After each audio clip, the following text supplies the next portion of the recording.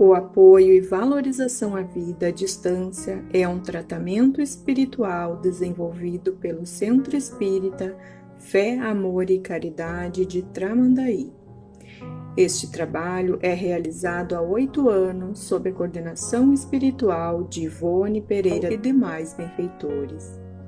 Este tratamento espiritual visa atender o indivíduo em suas necessidades, bem como assistência espiritual de toda a família, encarnados e desencarnados. O tratamento deve ser realizado por 6 semanas, durante todas as segundas-feiras, no horário das 16 horas até as 16h30. Cada assistido deve permanecer conectado com a equipe espiritual, iniciando pela prece simples de abertura. Logo após, deve iniciar a leitura do Evangelho segundo o Espiritismo, no capítulo e item sugerido anteriormente. Ao término da leitura, deve-se fazer a prece de encerramento, agradecendo a assistência e a companhia dos benfeitores espirituais. Para finalizar o tratamento, é necessário o autoabraço, reconectando-se consigo mesmo. Boa tarde, amigos.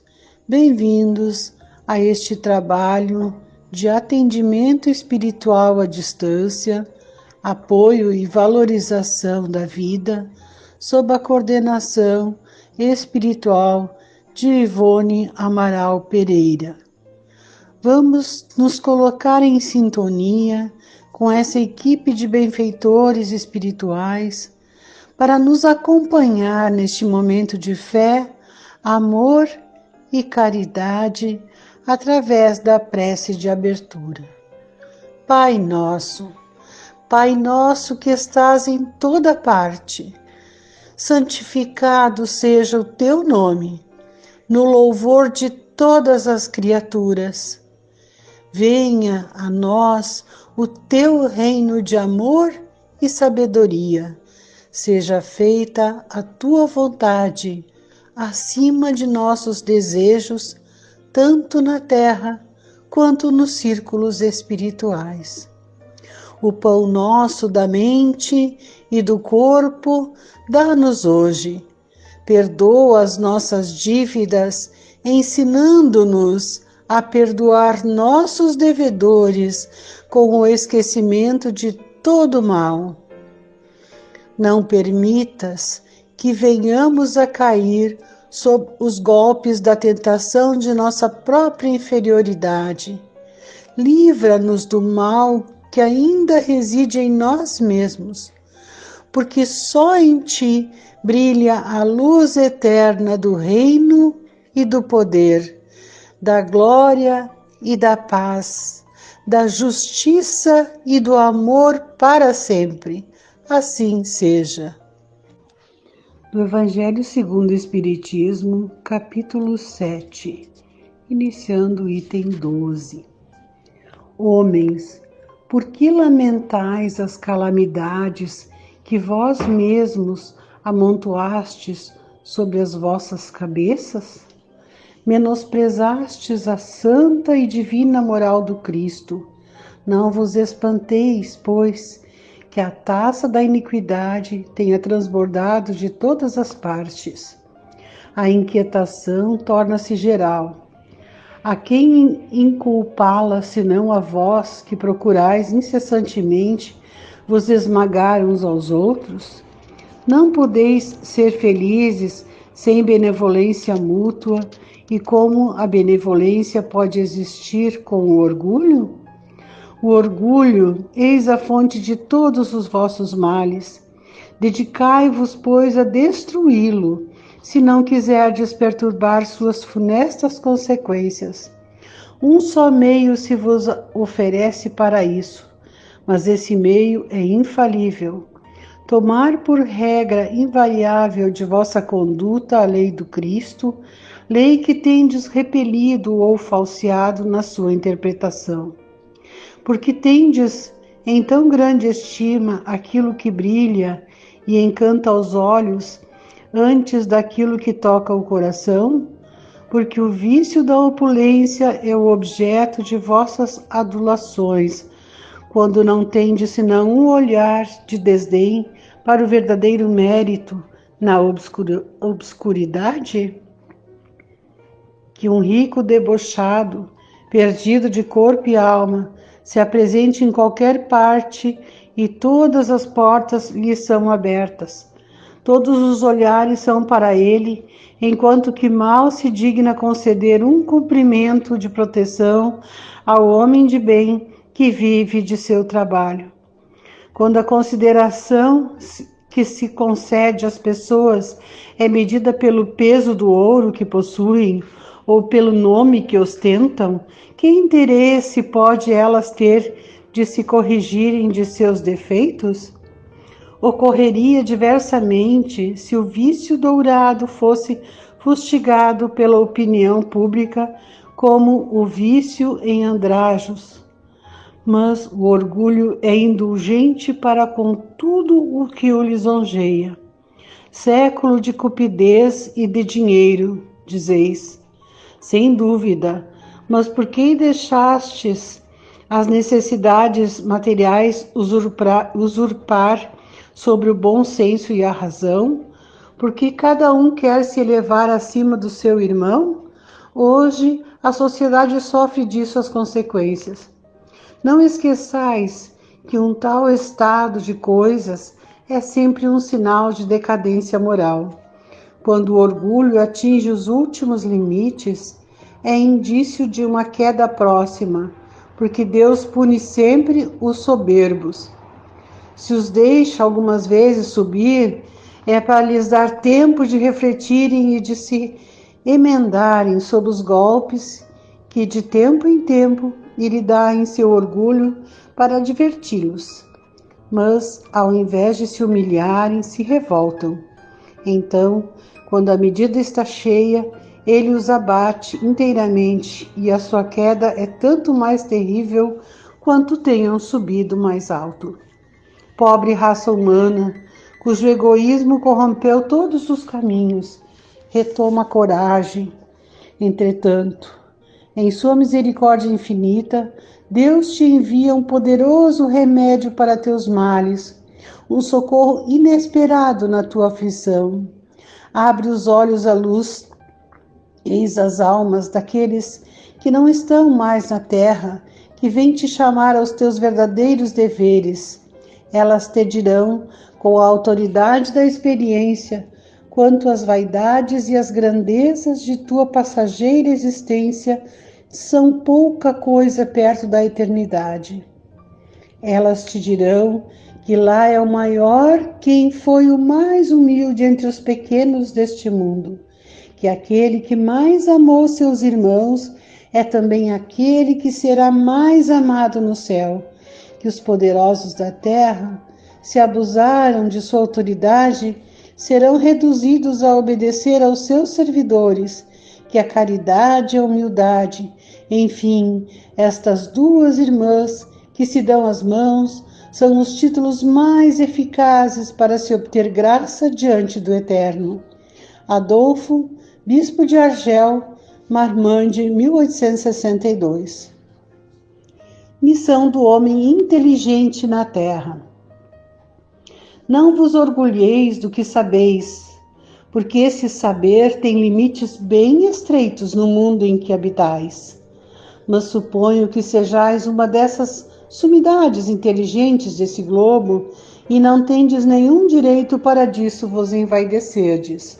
Se Deus, em seus desígnios, vos fez nascer num meio onde pudestes desenvolver a vossa inteligência, é que Ele quer que dela useis para o bem de todos, porque é uma missão que vos dá, colocando em vossas mãos um instrumento com a ajuda do qual podeis desenvolver a vosso turno as inteligências retardatárias e as conduzir a Deus. A natureza do instrumento não indica o uso que dele se deve fazer? A enxada que o jardineiro coloca entre as mãos de seu operário não lhe mostra que ele deve cavar?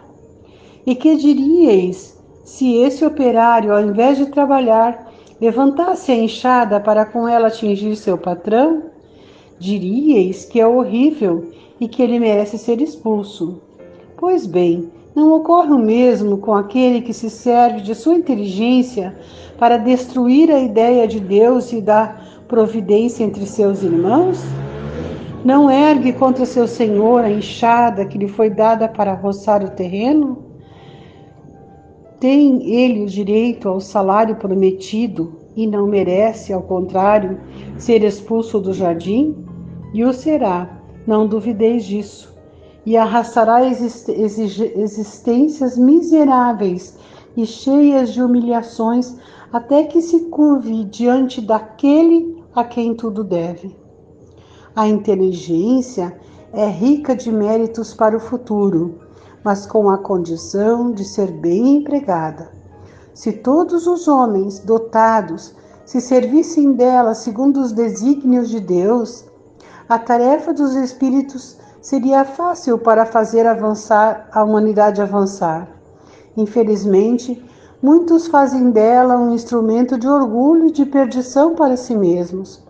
O homem abusa da inteligência como de todas as outras faculdades, e, entretanto, não lhe faltam lições para adverti-lo de que uma poderosa mão pode lhe tirar aquilo que ela mesma lhe deu. Ferdinando, Espírito Protetor, Bordeaux, 1862. Capítulo 8. Bem-aventurados aqueles que têm puro o coração. Deixai vir a mim as criancinhas. Bem-aventurados aqueles que têm puro coração, porque verão a Deus. São Mateus, capítulo 5, versículo 8. Apresentaram-lhe então criancinhas, a fim de que ele as tocasse. E como seus discípulos afastassem com palavras rudes aqueles que as apresentavam, Jesus, vendo isso, zangou-se e lhes disse: Deixai vir a mim as criancinhas, e não as impeçais, porque o reino dos céus é para aqueles que se lhes assemelham. Eu vos digo em verdade, todo aquele que não receber o reino de Deus como uma criança, nele não entrará. E as tendo abraçado, as abençoou, impondo-lhes as mãos. São Marcos, capítulo 10, versículos de 13 a 16. A pureza do coração é inseparável da simplicidade e da humildade e exclui todo pensamento de egoísmo e de orgulho. Por isso, Jesus toma a infância por emblema dessa pureza, como a tomou para o da humildade. Esta comparação poderia não parecer justa, considerando-se que o espírito da criança pode ser muito velho e que traz, em renascendo para a vida corporal, as imperfeições das quais não se despojou nas suas existências precedentes. Só um espírito que atingiu a perfeição poderia nos dar um modelo da verdadeira pureza. Contudo, ela é exata do ponto de vista da vida presente, porque a criancinha, não tendo ainda podido manifestar nenhuma tendência perversa, nos oferece a imagem da inocência e da candura. Também Jesus não diz de um modo absoluto que o reino de Deus é para elas, mas para aqueles que se lhes assemelham. Uma vez que o espírito da criança já viveu, porque não se mostra ele desde o nascimento tal qual é, tudo é sábio nas obras de Deus. A criança tem necessidade de cuidados delicados que só a ternura materna pode lhe dar. E essa ternura cresce com a fraqueza e a ingenuidade da criança. Para uma mãe, seu filho é sempre um anjo e precisaria que assim fosse para cativar a sua solicitude. ela não teria para com ele o mesmo desprendimento se, ao invés da graça ingênua, encontrasse nele, sob os traços infantis, um caráter viril e as ideias de um adulto, e ainda menos se conhecesse o seu passado. Seria preciso, aliás, que a atividade do princípio inteligente fosse proporcional à fraqueza do corpo, que não poderia resistir a uma atividade muito grande do espírito, assim como se vê entre as crianças muito precoces. É por isso que, desde a proximidade da encarnação, entrando o espírito em perturbação, perde pouco a pouco a consciência de si mesmo. Ele, durante um certo período, permanece numa espécie de sono, durante o qual todas as suas faculdades se conservam em estado latente. Esse estado transitório é necessário para dar ao espírito um novo ponto de partida e fazê-lo esquecer, em sua nova existência terrestre, as coisas que poderiam entravá-la. Seu passado, entretanto, reage sobre ele, que renasce para a vida maior, mais forte moral e intelectualmente, sustentado e secundado pela intuição que conserva da existência adquirida. A partir do nascimento, suas ideias retomam gradualmente impulso, à medida que se desenvolvem os órgãos, de onde se pode dizer que durante os primeiros anos o espírito é verdadeiramente criança, porque as ideias que formam o fundo do seu caráter estão ainda adormecidas. Durante o tempo em que seus instintos dormitam, ele é mais flexível e, por isso mesmo, mais acessível às impressões que podem modificar sua natureza e fazê-lo progredir, o que torna mais fácil a tarefa imposta aos pais. O espírito reveste, pois, por um tempo, a túnica da inocência, e Jesus está com a verdade quando, malgrado a anterioridade da alma, toma a criança por emblema da pureza e da simplicidade. Pecado por pensamento, adultério. Arrependestes o que foi dito aos antigos. Aprendestes o que foi dito aos antigos. Não cometereis adultério. Mas eu vos digo que todo aquele que tiver olhado uma mulher com um mau desejo por ela, já cometeu adultério com ela em seu coração.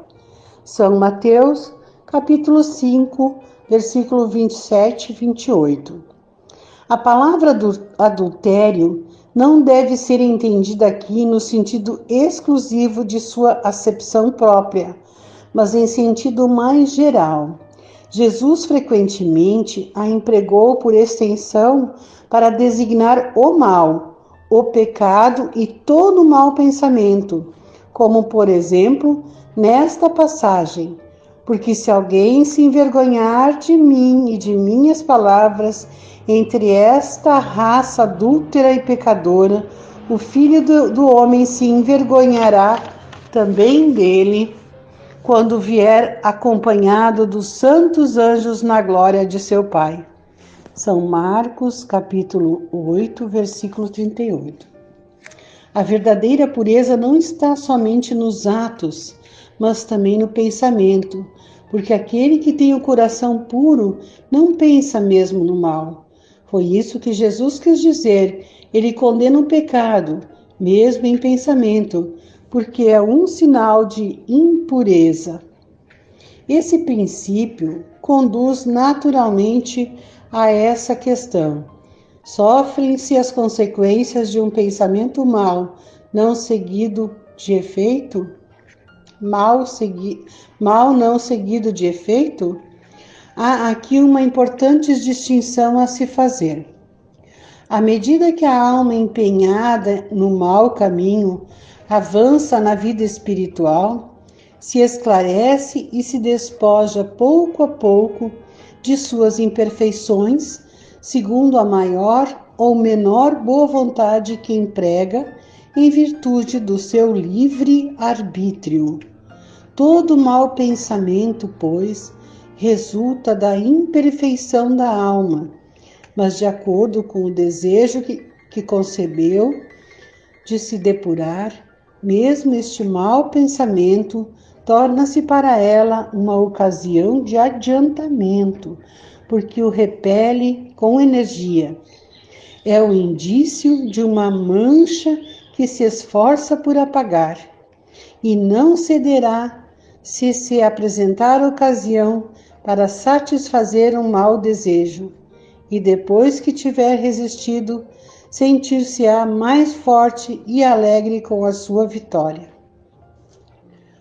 Aquela, ao contrário, que não tomou boas resoluções, procura a ocasião para o ato mau, e se não o idealiza, não é por efeito da sua vontade, mas porque lhe falta oportunidade. Ela é, pois, tão culpada como se o cometesse. Em resumo, na pessoa que não concebe mesmo o pensamento do mal, o progresso está realizado. Naquela a quem vem esse pensamento, mas o repele, o progresso está em vias de se cumprir. Naquela, enfim, que tem esse pensamento e nele se compraz, o mal está ainda com toda a sua força.